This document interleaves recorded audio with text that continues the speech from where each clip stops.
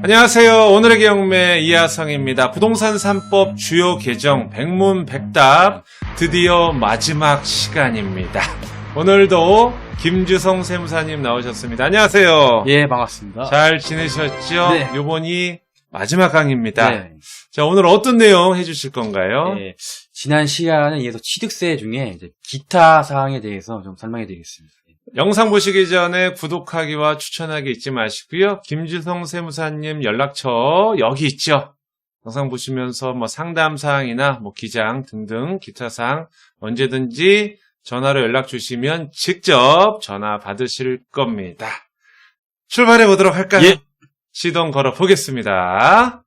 자, 오늘도 지난 시간과 마찬가지로 주요 내용보다도 문제를 풀면서 해설을 덧붙이는 시간 갖도록 하겠습니다. 일시적 2주택에 관련된 내용이에요. 14번 이사가기 위해 주택을 추가로 취득하는 경우 취득세가 중과되나요? 한번 읽어볼게요. 1주택을 소유한 세대가 거주지를 이전하기 위해서 신규 주택을 취득했다. 일시적 2주택이 된 경우에 신규 주택 취득은 중과세를 적용하지 아니한다. 이건 예전에 배웠던 것 같은데요. 네, 맞습니다. 예. 밑에 보면은 신규 주택 취득 시 우선 1주택을 세율 1에서 3%로 신고 납부하면 된다. 밑에 부분이 좀 이해가 안 갑니다. 설명 부탁드릴게요. 여기 양도세 할 때 배웠는데 예. 그 처분 기간이 뭐 어떤 경우에는 3년, 예. 2년, 1년 예. 이렇게 달라지는데 예. 그때 그 신규 주택을 취득하시고 나서 종전 주택을 처분을 해야 되는데 그렇죠. 기한 내에 처분을 안 해버리면은 예. 그때 그 차액에 대해서 뭐 가산세까지 포함해서 추징이 됩니다. 예. 2주택에 대한 세율 8%도 하고. 네, 맞습니다. 예. 밑에 보니까 종전주택을 3년 이내에 처분해야 된다고 하네요. 네. 근데 여기서 좀 궁금한 게 종전주택과 신규주택이 모두 조정 대상 지역 이 부분도 조금 이해가 안 네, 갑니다. 양도세 할 때 배웠었는데 예. 그 종전 주택과 그다음에 1년이 지나서 신규 주택을 취득하셨을 텐데 요 주택이 모두 조정 대상 지역에 있어 버리면은 그 1년 이내에 3년이 아니고 1년 이내에 이제 처분해야 된다는 규정이 여기 있었네. 있습니다. 실력이 없으면 시력이라도 좋아야 되는데 역시 1년이 있었어요. 네. 다음 문제 보겠습니다. 15번 다주택자가 이사하기 위해 취득하는 주택도 일시적인 주택 소유로 보아야 되네요. 앞에 문제는 다주택자가 아닌 경우였을 테고 이번엔 다주택자인데 밑에 내용을 설명해 주신 게 더 빠를 것 같아요. 추가 설명 보시면 그러니까 요 위에 문제를 그림화 시킨 건데 그래요? 지금 현재 2주택을 보유한 상태에서 뭐 신규로 주택을 취득을 하셔서 일시적 2주택 비과세를 뭐 받으려고 하더라도 그때는 이미 뭐 2주택 이상 다주택 보유자이기 때문에 그렇죠. 뭐 신규 취득 하시더라도 뭐 중과세 뭐 3주택자가 조정 대상 지역에서 취득했으면 12%, 뭐 비조정 대상 지역에서 취득하셨으면 8% 중과가 또 과세가 됩니다. 일단 기본적으로 다주택자는 짤없다.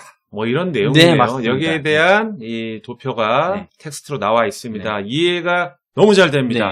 이것도 직접 그리신 건가요? 네, 맞습니다. 이야, 대단하십니다. 이게 무료 강의 퀄리티가 아니야. 진짜 고생 많이 하셨습니다. 16번 볼게요. 1주택 소유자가 아파트 분양권을 추가로 취득하는 경우, 이번엔 분양권입니다. 일시적 2주택을 적용받기 위한 종전주택 처분 기한이 궁금합니다. 저도 궁금하거든요.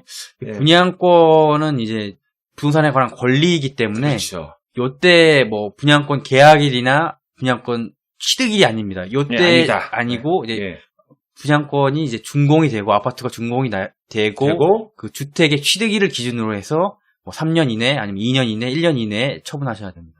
그러니까 분양권 입주권은 계약일과 취득일이 아니고 준공 후 3년 이내, 2년 이내, 1년 이내로 보면 된다. 맞습니다. 이런 내용 확실한가요? 맞습니다. 저도 이해가 순간적으로 됐네요.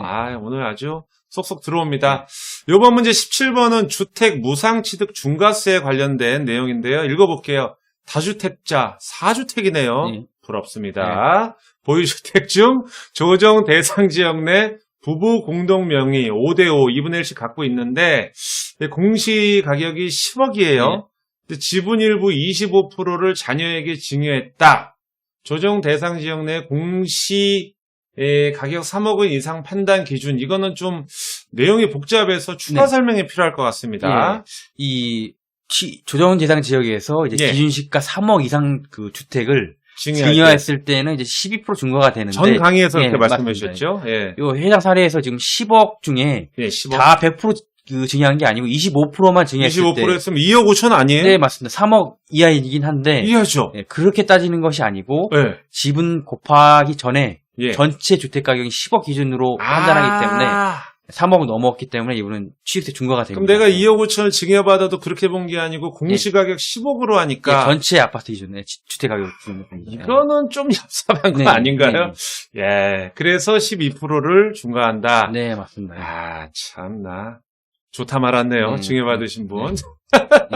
18번입니다. 경과 조치에 관한 문제인데요. 18번. 지방세법 개정안 시행일 이전에 계약한 주택도 중과세율이 적용되네요. 제가 한번 읽어볼게요. 자, 요거에 대한 설명이, 요 추가 예, 설명이죠. 예, 위에 거가 예. 좀 복잡해서 네. 여기에 대해서 설명해 주시기 바랍니다. 그러니까 한마디로 얘기하면 그냥 일반 주택 같은 거, 예. 뭐 아파트 같은 거, 일반 주택 같은 경우에는 7월 10일, 2020년 7월 10일 요 때를 기준으로 이전에 계약했냐, 이후에 계약했냐, 요 때를 기준으로 판단합니다. 케이스 1 같은 경우에는 예. 만약 계약을 7월 10일 이전에 계약을 했다면 그때는 중과세 적용 안 합니다. 그렇죠. 근데 케이스 2 같은 경우에 예. 뭐 7월 10일 이후에 계약을 하고 나서 뭐 잔금을 언제 치르든 상관없이 그때는 계약을 7월 10일 이후에 계약을 한 거기 때문에 그렇죠. 그때는 뭐 중과한다. 중과를 해버립니다. 예. 참고적으로 이 오피스텔 8월 12일 계약 기준으로 판단한다. 이게 오피스텔 갑자기 튀어나와요. 이 오피스텔 같은 경우에는 예. 일반적인 그 주택과 다르게 제가 살펴보니까 8월 12일 요때를 기준으로 계약을 기준점이 했냐? 8월 12일이에요. 예, 주택은 맞습니다. 7월 10일이고. 예, 맞습니다. 예. 아하. 자, 위에 한번 읽어보겠습니다. 2020년 7월 10일 이전 발표일에 매매 계약을 체결한 사실이 증빙서류에 의하여 확인되어 있는 경우는 중과세율을 매기지 않겠다는 네, 얘기죠. 맞습니다. 예. 밑에 이건 뭐예요? 8월 10일 이후에 취득하더라도 여기 하더라도 종전세율 3주택 이하 1에서 3%, 4주택 이상 4%를 적용한다. 이건 어떤 내용인가요? 한마디로 7월 10일 이전에 계약을 하기만 한다면 예. 시행일 8월 12일에 이제 시행이 되는데 그 이후에 잔금 치렀더라도 계약을 7월 10일 이전에 했다라면 중과가 아니고 그냥 일반 세율을 적용한다는 뜻입니다. 밑에 내용이랑 중복된 내용이네요. 맞습니다. 잔금 지급일과 등기일 중 빠른 날이다. 네, 맞습니다. 이해가 쏙쏙 됩니다. 네. 19번이요. 3주택을 소유한 1세대 중 A가 2020년 5월 15일 공동주택 분양계획을 체결한 이후에 2020년 7월 15일 해당 분양권의 50%를 배우자인 B에게 증여한 상태에서 준공이 됐다.